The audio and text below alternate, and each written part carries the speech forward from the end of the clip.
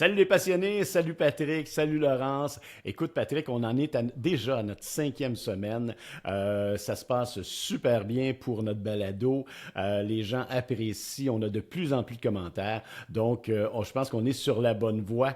Écoute, Patrick, cette semaine, il s'est passé plein de choses, mais une chose qui a retenu l'attention de tout le monde, c'est la Coupe du monde de Val-Saint-Côme, la Coupe du monde de Boss, où Michael Kingsbury a remporté sa centième victoire. Écoute, c'est vraiment un fait d'armes absolument incroyable. C'est trois fois plus que toute personne qui était sur la Coupe du monde au niveau du nombre de victoires. C'est impressionnant. Puis c'est surtout le fun parce que ça s'est passé à Val-Saint-Côme. Val-Saint-Côme, c'est pas mal là où tout a commencé. En tout cas, tout ce qui se passe au niveau de la Coupe du monde de boss, c'est à Val-Saint-Côme que ça se passe ici au Québec. Et Michael, qui probablement d'ailleurs va terminer sa carrière, en tout cas, c'est ce qu'on en sait, après les Jeux olympiques, c'est probablement sa dernière année. Donc, c'était probablement sa dernière Coupe du monde à Val-Saint-Côme. C'est tellement fantastique qu'il ait pu terminer ça sur cette note-là. Puis, il y a aussi Julien Viel qui a remporté, lui également, c'est un Québécois, qui a remporté sa première Coupe du monde ce week-end. Donc, c'est la personne à surveiller, je pense, là, du côté de la relève pour les prochaines années. Donc, ça va être à surveiller de ce côté-là. Ouais, On- puis pour Michael, ça le prépare bien pour les Jeux Olympiques, donc ça va être une grosse saison pour lui. Donc, on est très fiers.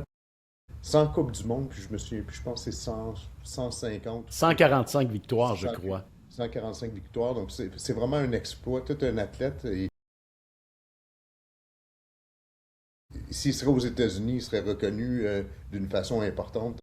C'est de valeur que nos athlètes canadiens ou québécois n'ont pas la même notoriété ou rayonnement.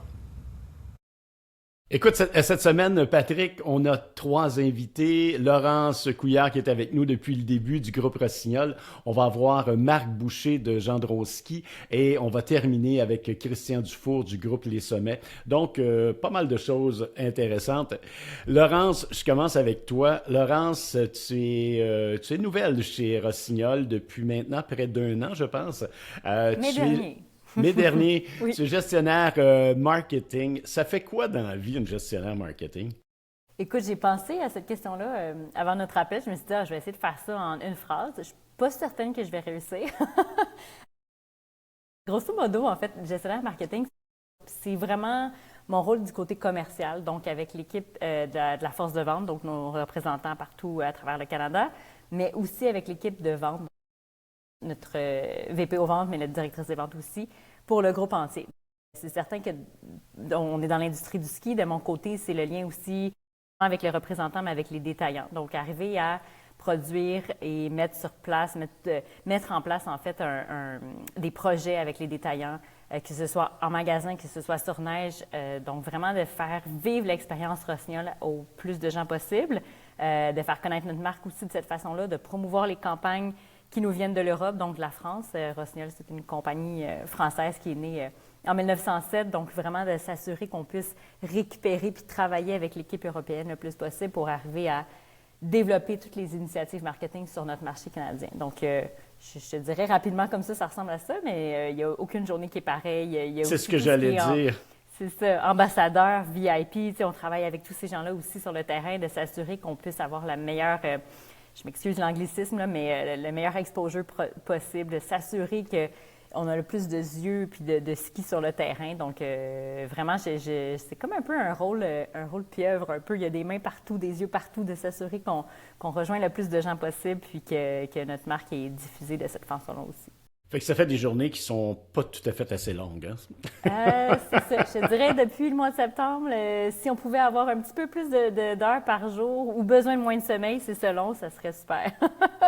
On parlait d'initiative du groupe Rossignol. Écoute, depuis un an, vous êtes maintenant versé beaucoup plus 4 saisons. Parle-nous de ce virage-là. Pourquoi et comment? C'est un virage qui s'est amorcé un petit peu avant mon arrivée. Donc moi, dès mon arrivée au mois de mai dernier, j'ai vu vraiment la transformation, l'objectif, la mission où on veut aller. Donc c'est un virage 4 saisons parce que pour nous, en fait, ici, on le voit quand même bien aussi avec les changements climatiques. Pour nous, devait d'être un changement qui soit fait rapidement, de s'assurer qu'on est capable de couvrir un marché 4 saisons, 365 jours par année, pas seulement à cause des changements climatiques, mais vraiment pour suivre notre clientèle, notre audience, notre public, si je peux dire. Là. Donc, les gens ne sont pas seulement actifs l'hiver du côté de chez Rossignol, mais du côté du vélo de montagne. La course en sentier, ça a été un virage très important pour nous. On voulait vraiment s'assurer qu'on puisse progresser avec nos clients, puis avec toute la famille, en fait. Donc, pas seulement les adultes, les adolescents, mais vraiment les plus jeunes. Donc, ce virage-là faisait du sens pour nous, pas seulement sur ski, mais vraiment dans la montagne entière. Donc, la mission vraiment de Rossignol, c'est de s'assurer qu'on puisse rejoindre tout le monde toute l'année sur toute la montagne. Donc, je pense qu'il y a plein de montagnes aussi. Je ne sais pas si vous en avez parlé dans les derniers podcasts aussi, ça va venir, mais il y a plusieurs montagnes en ce moment qui prennent un virage 4 saisons. Donc, pour nous, c'était juste naturel d'arriver comme ça puis de se dire, bon, ben ça y est, on se lance. Puis la course en sentier, il y a plein de montagnes qui mettent des événements de course en sentier de l'avant aussi. Donc, ça faisait plein de sens pour nous de se dire, ben on va être sur neige puis en trail en même temps aussi. Tu nous parlais des différents créneaux dans lesquels vous œuvrez. On parle du vélo de montagne, on parle des vêtements, on parle évidemment du ski, mais vous avez mis un accent particulier, puis tu le mentionnais il y a quelques secondes, sur les souliers de trail. Oui. Vous vous êtes axé là-dessus, vous avez beaucoup de produits en développement, j'en suis certain. Vers quoi vous allez du côté souliers de sentier? Il y a beaucoup de gens cet été, je me suis promenée un petit peu dans des événements, même en parlant avec les représentants, même de mon côté aussi comme coureuse. Puis il y a beaucoup de gens qui pensaient qu'on allait prendre un virage même de course sur route, donc plus côté marathon, tout ça. Pour l'instant, nous, c'est vraiment dans une optique de trail, donc de rester dans la montagne, qui est notre ADN, qui est vraiment là où on performe le mieux.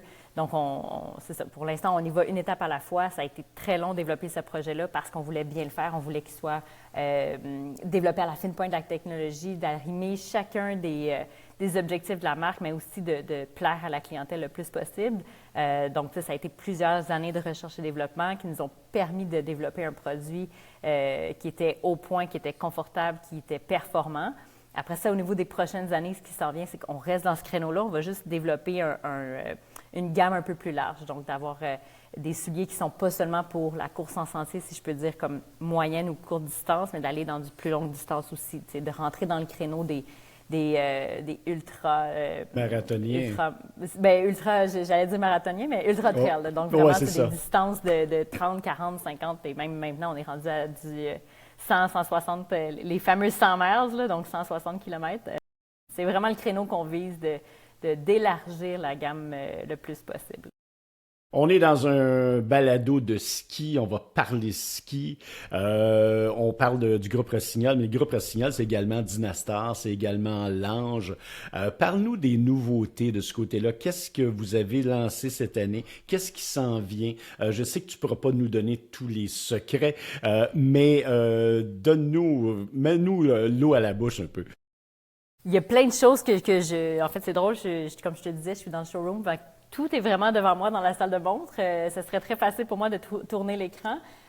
On garde un petit secret, une petite gêne pour nous pour les prochaines semaines. On veut vraiment pouvoir lancer chacun des produits 2027 parce que l'industrie du ski, c'est toujours une année environ là, de préparation en avance. Donc, nous, on parle déjà de la collection 2027.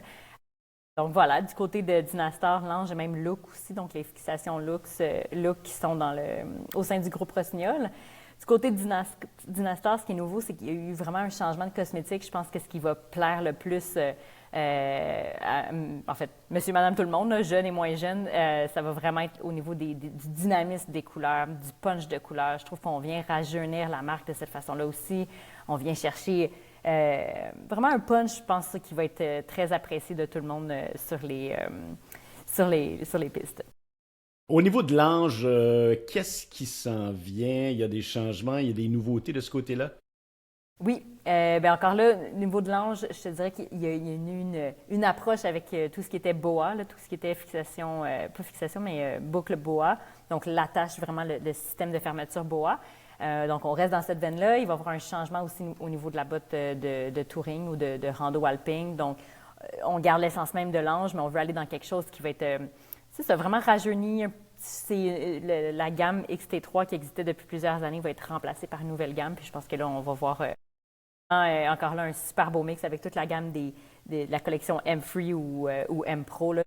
Un amalgame de couleurs, de punch de couleurs, de dynamisme, d'aller chercher quelque chose qui va accrocher l'œil. Honnêtement, j'ai fait quelques descentes à date avec ce nouveau kit-là, puis les gens m'arrêtaient dans les sentiers pour me dire « Ah, wow, c'est quoi? C'est quelle marque? » Tout ça, tu sais, dès qu'il y a un petit peu de neige, des fois, on perd le logo, puis là, avec fierté, j'ai poussé la neige. « Ah, regardez, c'est la nouveauté! » Donc, oui, à date, les commentaires, quand on a présenté tout ça aux détaillants, on a eu des super bons commentaires, donc je pense qu'on arrive avec quelque chose de super fort pour 2027, puis j'ai vraiment hâte que tout le monde puisse découvrir ça dans les prochaines semaines.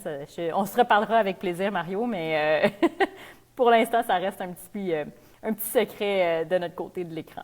Il n'y a pas de problème. Et je vois derrière toi, Laurence, la gamme arcade. Mm-hmm. Écoute, j'ai eu la chance de skier sur mes nouveaux arcades dont j'ai fait l'acquisition il n'y a pas longtemps.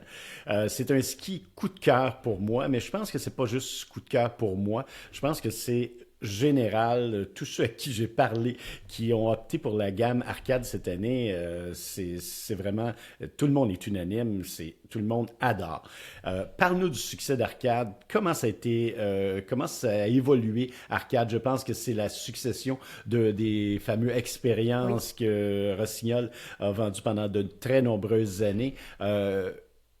Pourquoi il y a autant de succès avec le arcade? C'est sûr qu'il y a toujours une petite crainte pour une marque ou n'importe qui d'autre quand on arrive en disant « OK, on délaisse un modèle qui était un modèle fort, qui était vraiment comme une emblème de la marque où tout le monde reconnaissait les expériences, où tout le monde connaissait le nom. » Là, d'arriver, de dire « OK, on change, ça va s'appeler Arcade, c'est de nouveaux cosmétiques, un nouveau moule, tout ça. » Il y avait un pari à prendre à ce niveau-là, puis ça a été vraiment très bien réussi par toute l'équipe produit, l'équipe de vente aussi. Donc, on a réussi à percer le marché avec un produit qui vraiment plaît à tout le monde, j'ai l'impression.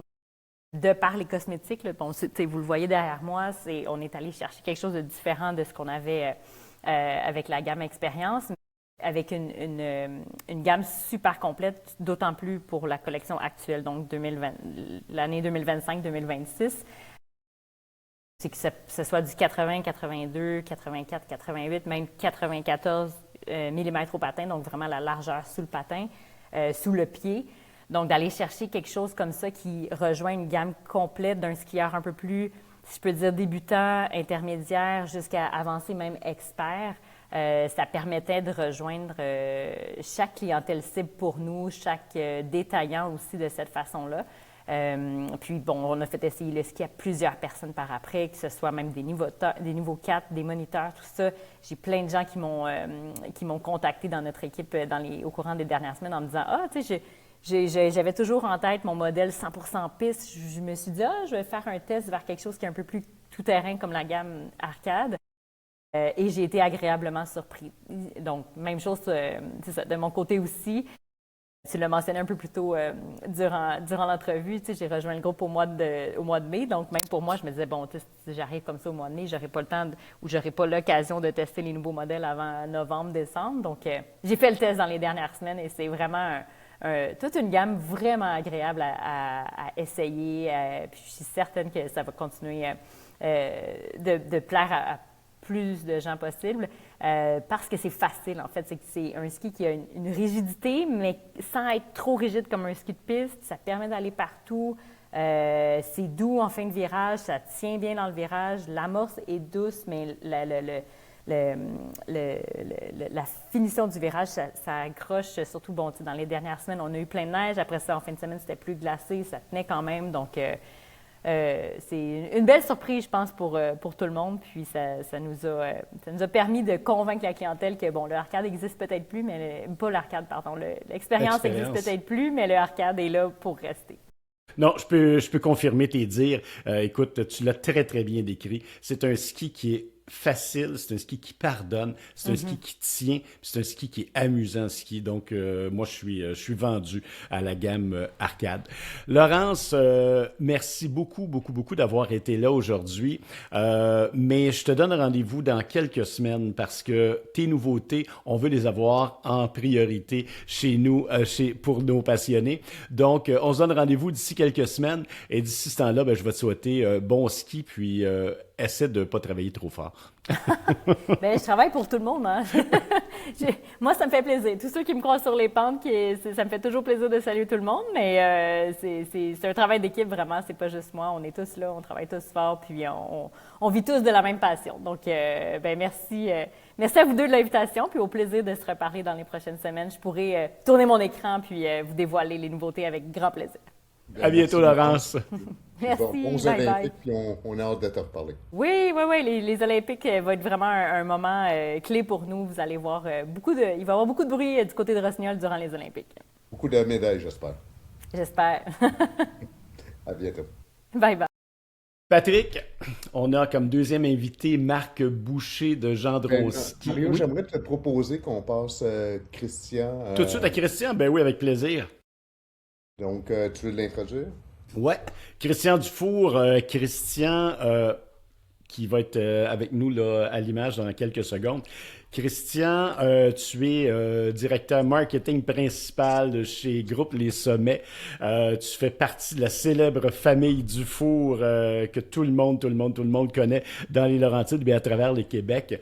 Parle-nous un petit peu, Christian, de l'histoire de la famille Dufour, l'histoire de, au départ, c'était Groupe Saint-Sauveur qui sont devenus Groupe Les Sommets. Raconte-nous un peu tout ce qui s'est déroulé au cours de ces années-là brièvement.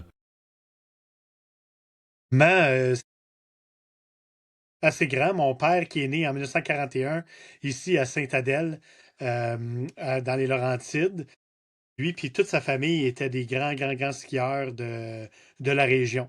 Puis en 1971, Louis, lui, il a décidé de se joindre à Jacques Hébert, qui venait tout juste d'acquérir avec un groupe d'investisseurs le Mont-Saint-Sauveur, les côtes 70, qui sont devenus par la suite le Mont-Saint-Sauveur.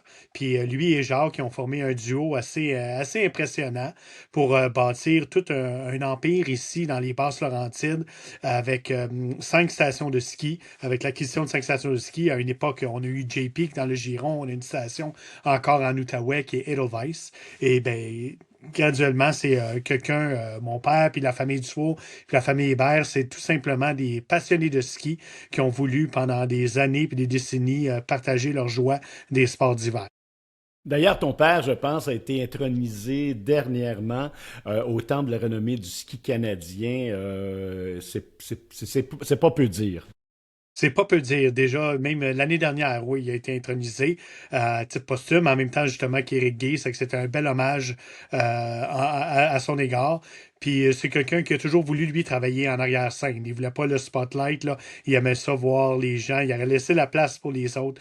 Il n'aurait pas voulu avoir cet hommage-là. Et il aurait aimé ça voir Éric Gay gagner, justement, ce bel hommage qui lui était mérité lors de cette soirée-là l'année dernière. Christian, on a parlé un peu du passé, on va parler du présent. Comment ça se passe depuis le début de la saison pour vous dans les Laurentides, pour Saint-Sauveur, mais aussi pour toutes vos montagnes associées? Et si on continue avec la suite de l'histoire là, de ce que M. Hébert et Louis Dufour y ont bâti, où est-ce qu'on est privilégié depuis la pandémie, c'est qu'on est un groupe de stations de ski. Alors, étant un groupe, on a depuis le début de saison, un départ de saison, ça se fait phénoménal. Puis en plus, le fait qu'on est un groupe, toutes nos stations en ce moment performent très, très, très bien. On a un beau départ, on a une belle couverture de neige, et cela très tôt. C'est une des premières fois que on a de la neige en novembre, puis la neige est restée jusqu'aux fêtes, et même restée après les fêtes. On n'a pas eu de période de redoux majeure qui sont venus affecter les conditions. Tout simplement, les pistes se sont ouvertes, et ils ont resté ouvertes, puis on continue d'ouvrir d'autres pistes, puis ces pistes-là restent ouvertes. Alors, on est, après les fêtes, là, vraiment dans un départ de saison tout à fait phénoménal, et la clientèle est là pour répondre, justement, à répondre, parce qu'il y a un enthousiasme pour les sports d'hiver, clairement, depuis la pandémie, depuis les 5 dernières années. année. Puis ben, notre groupe en bénéficie. Puis c'est tous les skieurs qui viennent s'amuser chez nous qui en bénéficient, on l'espère. Christian, vous avez des nouveautés cette année, vous avez des projets. Quels sont-ils? Quelles sont les nouveautés? Puis quels sont les projets à venir pour tes montagnes?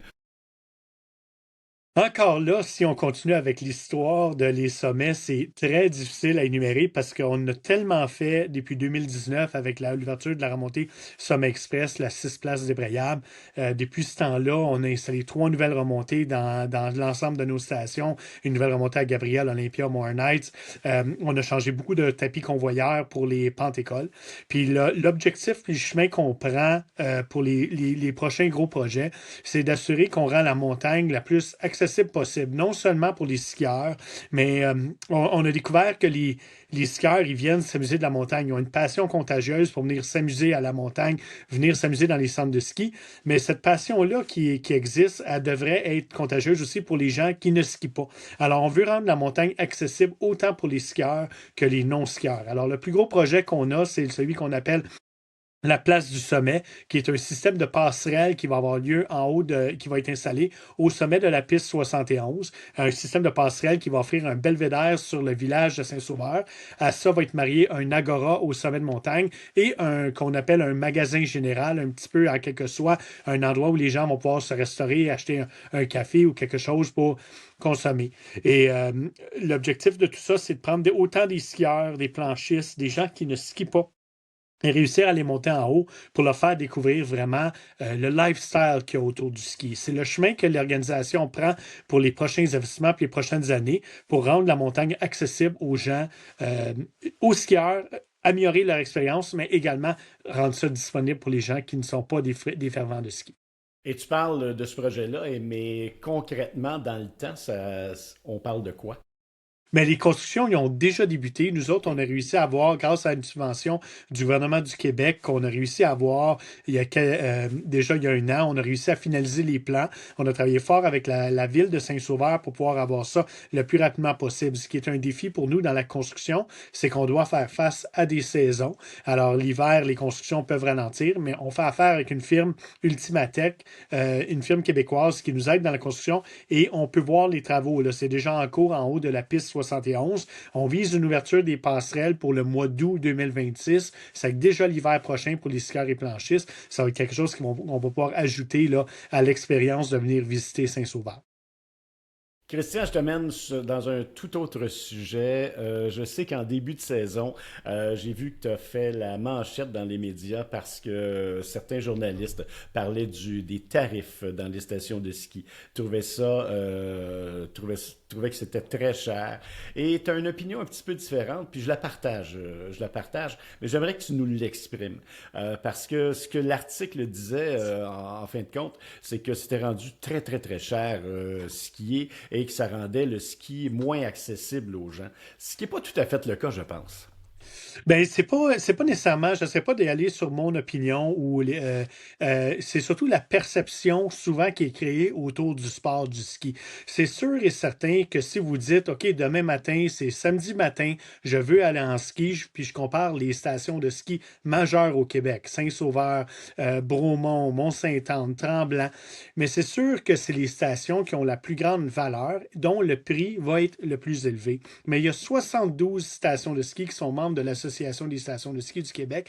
Et il y en a plusieurs qui offrent des prix. On peut skier en soirée, des blocs de 4 heures, des blocs de 2 heures. Il y a un portrait beaucoup plus complet. Alors, on dirait qu'on a une fausse perception parce qu'on va souvent comparer les stations de ski majeures. C'est ça le but de l'article puis de l'intervention, parce que c'est clair que si on compare toujours, comme l'analogie qu'on avait faite avec Mme Hébert, qui nous a aidé à passer le message, Claudine, c'est un peu comme aller acheter une voiture puis dire on va aller voir les Ferrari, les Cadillac, on va aller voir les Mercedes, puis on va dire les voitures sont trop chères. Mais c'est sûr que si on compare toujours ces voitures-là qui offrent un luxe, qui offrent une meilleure expérience, c'est sûr, mais il y a d'autres options pour les skieurs et planchistes.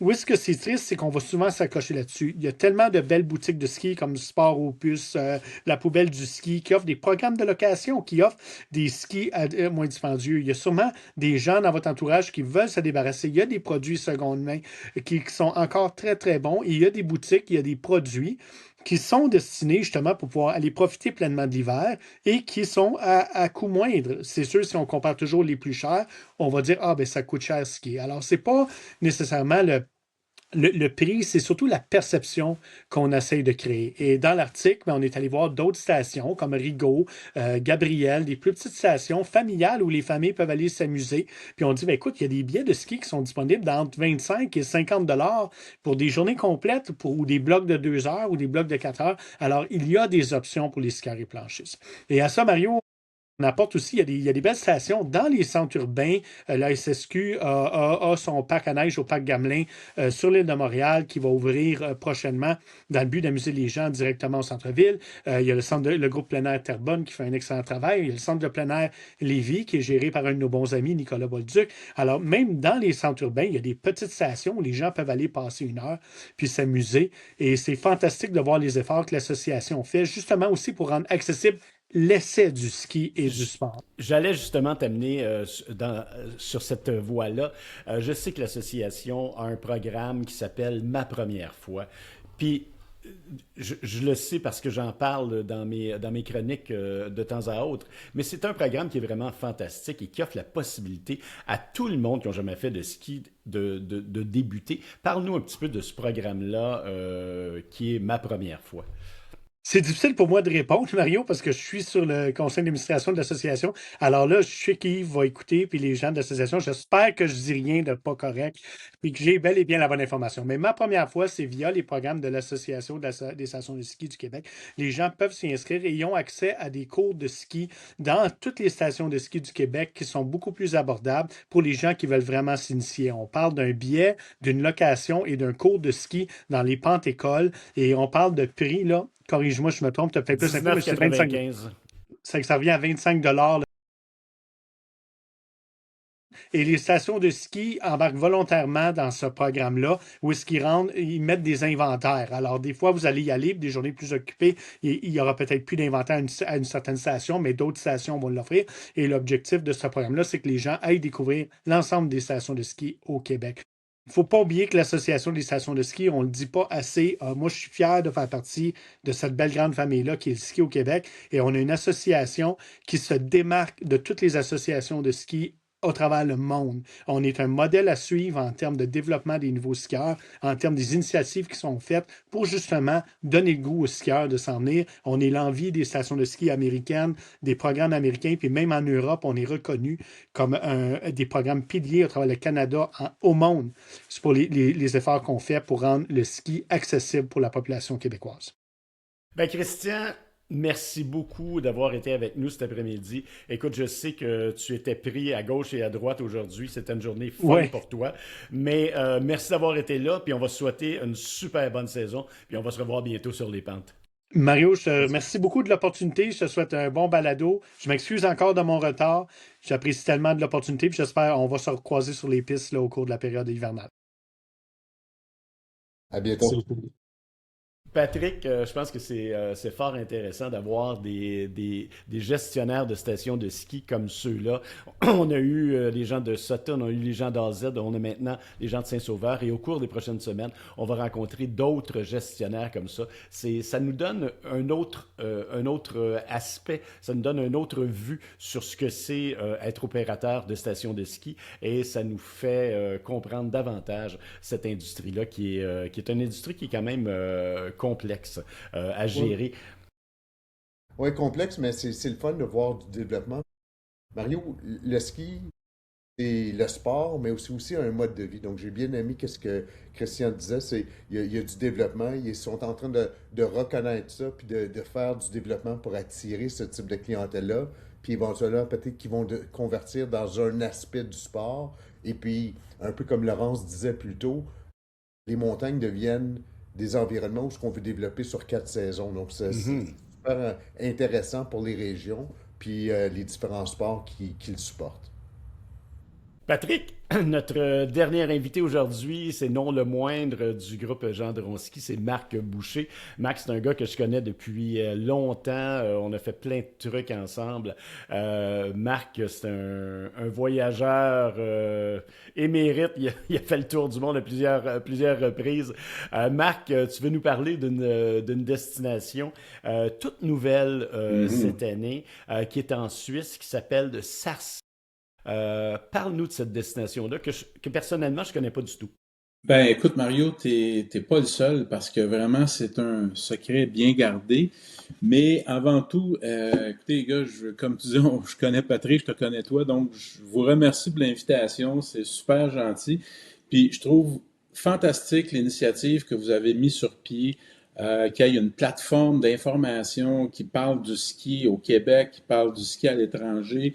Vraiment, chapeau, je sais que c'est beaucoup d'ouvrages, puis ben, vous êtes deux gars qui ont de la drive, fait que je suis sûr que vous n'aurez pas de misère à mettre tout ça en place. Écoute, ça se fait effectivement, nouvelle destination chez Gendron, c'est la deuxième année que l'agence offre cette destination, toujours un peu dans le but de répondre à la demande des clients. Plusieurs clients que ça fait des années, tu sais, toi, t'accompagnes depuis plusieurs années aussi, fait que les gens ont fait, on peut pas dire le tour de la planète ski, là, mais qui ont fait beaucoup de destinations et sont toujours à la recherche d'une nouvelle destination, une petite pépite cachée à gauche, à droite. Vois-tu, je sais que Patrick va accompagner Andorre aussi, qui est une destination que ça fait 2 ans qui est sur la liste de voyages Gendron. Il faut savoir que ça se fait, c'est, bon, première des choses, là, pour vous situer, pour monsieur et madame tout le monde, c'est en Suisse, comme tu l'as très bien mentionné, dans le canton du Valais, près de la frontière italienne. C'est sûr, quand on parle de la région du Valais, on va plus entendre parler de Verbier, de Crans-Montana, de Zermatt. C'est des grandes destinations. Mais ça se fait beaucoup à offrir, puis c'est un peu le pourquoi que je viens vous rencontrer ce soir pour parler de cette destination qui est à 1 heure de véhicule de Zermatt. Et souvent, on l'appelle la petite sœur de Zermatt parce que c'est un village piétonnier que seulement les véhicules électriques, donc autobus, taxis, ont le droit de circuler. Tout Et comme aussi, Zermatt, d'ailleurs. ben, exactement. En fait, c'est un peu pour ça aussi. Puis, ils ont gardé le cachet architectural, les vieilles maisons de bois. Fait que vraiment, au niveau du patrimoine, c'est très bien protégé. Fait que c'est pour ça qu'ils l'appellent la petite sœur des Zermatt, mais en moins dispendieux. On s'entend parce que Zermatt, c'est tout de même une place qui est assez dispendieuse et aussi moins fréquentée, même par les Européens. Parce qu'ils vont aller à Zermatt, parce que c'est plus connu, là, tu sais. Mais on a la chance de rencontrer justement plus de gens de la place, les locals, autant dans le village que sur les pistes de ski. Il faut savoir aussi que c'est un village qui est entouré de 18 sommets qui culminent à plus de 4000 mètres. Donc, c'est vraiment un paysage alpin à couper le souffle. En Europe, le surnom de Zermatt, c'est la perle des Alpes. Donc, on peut s'imaginer là qu'avec, quand on a vu plusieurs destinations, les paysages qui sont de toute beauté, si on appelle celle-là la perle des Alpes, ben il y a un petit cachet là, vraiment plus extraordinaire que d'autres destinations. Si on parle de ski, parce que bon, c'est le but de l'histoire là, quand on va en ski, c'est le fun de parler du village, hein, mais on va skier aussi. Tu as bien raison. Exact. Donc, c'est dans la vallée de Saas. Il y a la plus grosse station qui est Saas-Fee. Il y a aussi Saas-Grun et Saas-Almagell. Le billet de ski est bon pour les 3 stations. Il faut savoir, par exemple, les 3 stations sont pas interreliées avec des remontées mécaniques, mais par un système de navette qui, en dedans de, je te dirais, 10 minutes, nous relie d'une station à l'autre. Sauf que l'astuce, moi, que je donne aux gens, c'est de promenez-vous pas d'une station à l'autre dans la même journée. Là, vous perdez du temps. Concentrez-vous sur une station, puis le lendemain, allez en skier une autre. Le haut de la montagne est à 3600 mètres. Donc, on skie sur un glacier. Pour donner des comparaisons, vu que c'est moins connu, je vais essayer de comparer ça avec des choses que les gens connaissent peut-être un petit peu plus. Tignes, la Grande Motte à Tignes-Val d'Isère, c'est 3456 mètres là, de mémoire. Donc, ça se fait encore plus haut. La base du village est à 1500. Je veux pas noyer le monde puis endormir le monde avec des stats, mais peut-être pour comprendre la grandeur, la beauté du village. Donc, ça nous donne un dénivelé de bon an, mal an, au-dessus de 2000 mètres. Et, et l'autre stat qui était importante à savoir là-dedans, c'est que tu parles de 1500 mètres. On le sait, avec les changements climatiques, beaucoup de stations qui sont en basse altitude ont dû fermer ou encore réorienter leur opération au cours des dernières années. Quand on parle de stations qui sont plus en altitude, comme ça se fait, ben, c'est un avantage parce qu'on se garantit pratiquement de la neige, là où si on est en plus basse altitude, ben, c'est moins garanti. Effectivement, même qu'il y a du ski d'été à Saas-Fee, il y a beaucoup d'équipes de compétition qui s'entraînent à Saas-Fee. Donc, comme tu dis, on assure pas mal la qualité de la neige et en même temps d'avoir une certitude, là, comme ils disent en anglais, snowshoe, là, une certitude d'avoir de la neige. La station, c'est pas, par exemple, pour quelqu'un, on parlait tantôt de Tignes-Val d'Isère, Trois-Vallées, c'est pas une station où tu vas faire du millage là, incroyable. C'est une station un peu plus petite. Il y a 150 km de piste de ski. Encore là, si on compare avec des choses qu'on connaît, peut-être Whistler, qui est la plus grande destination au Canada, c'est à 200 km de piste de ski. Sun Peak, la deuxième plus grande, 135. Donc, on se situe dans le milieu des deux. En tout cas, c'est suffisant pour une semaine, c'est sûr et certain. Même si on a 600 km de piste de ski, on ne fera pas 600 km de piste de ski. Là, c'est quasiment impossible.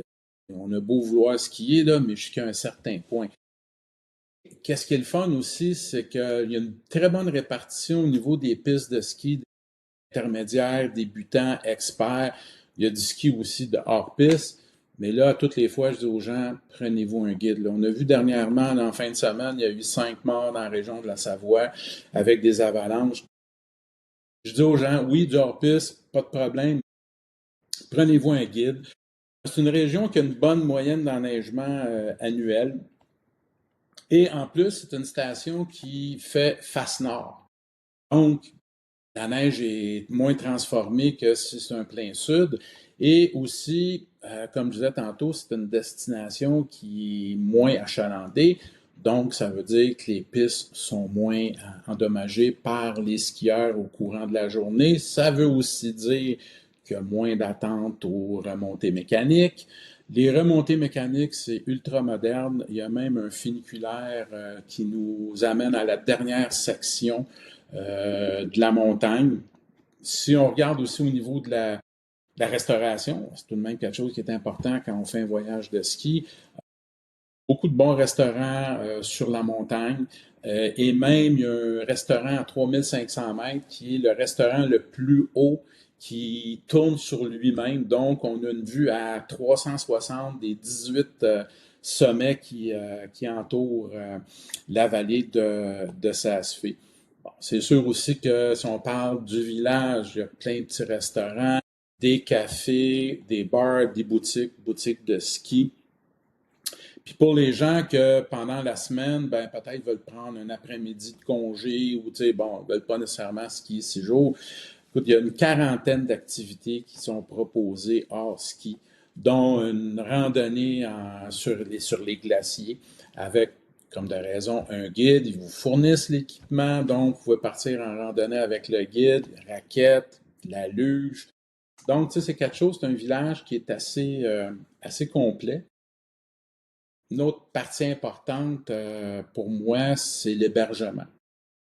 L'agence a réussi à trouver une petite perle, un 4 étoiles, où c'est une famille qui sont les propriétaires, 4e génération depuis 1928, qui sont là. Donc, ils ont vraiment à cœur l'accueil, le bien-être de leurs clients, tout en fournissant une excellente gastronomie. Les chambres sont plus spacieuses que plusieurs endroits que j'ai vus en Europe. Souvent, on le sait, c'est des petites chambres, là, mais ça, cet endroit-là, c'est plus spacieux. C'était rénové dernièrement. Ceux qui cherchent un ski-in, ski-out en Suisse, c'est plus difficile parce que souvent, les hôtels sont dans les bas de village, comparativement à des stations françaises qu'on a à 2100, 2300 d'altitude. Donc, c'est pas un ski-in. Écoute, l'autobus arrête en face de l'hôtel. 8 minutes après, on est à la remontée principale. Ceux qui veulent pas prendre le ski, marcher, ben il y a une entente de fait avec les remontées mécaniques là-bas. Ils ont des casiers, donc on peut laisser nos skis là, puis le soir s'en revenir en souliers, puis arrêter prendre un petit verre quelque part pour l'après-ski, ce qui n'est pas toujours détestable, n'est-ce pas? Peut-être des choses techniques au niveau des gens, des fois, vont poser des questions. Puis je suis sûr qui te posent ces questions-là, Mario. OK, c'est quoi la devise? Est-ce que c'est l'euro? Non, on est en Suisse. C'est le franc suisse. Ils vont accepter l'euro, mais ils vont te redonner de la monnaie suisse. T'sais. Fait que t'es mieux d'arriver toi-même avec tes propres francs suisses. La langue parlée, suisse-allemand. L'anglais aussi parlé couramment et un peu de français qui est parlé parmi là-dedans. Fait que, tu sais, c'est un peu ça la destination. Moi, je dis aux gens que c'est vraiment de vivre l'expérience alpine authentique de montagne parce que tu es avec des gens de la place. Tu n'es pas avec d'autres touristes comme toi. Fait que c'est vraiment d'expérimenter ça. Puis je pense que les gens qui vont essayer cette destination-là vont vraiment, vraiment l'aimer.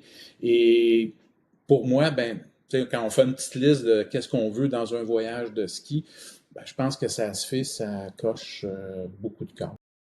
Et Max, c'est toi qui l'accompagne, ce voyage-là? C'est de Oui. quelle date à quelle date? Écoute, le 6 mars au 14 mars, en même temps Très que belle mon ami période, d'ailleurs. Patrick, qui lui va être de l'autre côté en Andorre. Puis je pense que ce qui est important aussi de savoir, c'est que s'il y a un rapport qualité-prix, écoute, le voyage là, pour la Suisse, une demi-pension à 4600 $, je pense que c'est vraiment quelque chose qui est abordable pour une belle destination comme ça, puis de goûter vraiment la Suisse à son meilleur, je pense que c'est quelque chose qui est assez gagnant. Ben Marc, Marc, merci. Oui, vas-y, Patrick. Marc, je trouve ça intéressant.